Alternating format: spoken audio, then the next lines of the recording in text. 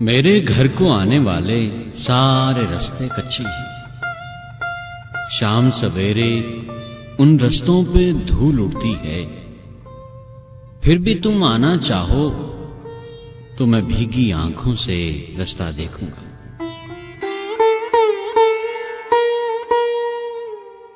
میرے گھر کے دروازے پر ایسی کوئی تختی نہیں ہے جس پر کوئی عہدہ، کوئی نام لکھا ہو۔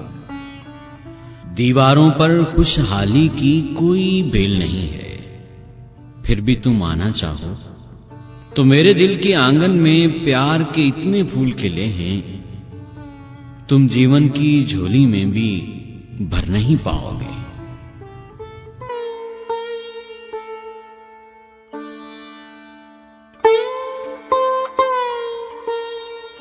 میرے گھر کے بوسیدہ کمروں میں رکھی ہر ایک چیز پرانی ہے یا ٹوٹی ہوئی ہے، آئینے پر تنہائی کی گرد جمی ہے، جگراتے کا بستر، بکھری کتابیں، یادوں کے سازینے، گیت بھری خاموشی، اس کے علاوہ میرے گھر میں کچھ بھی خاص نہیں ہے۔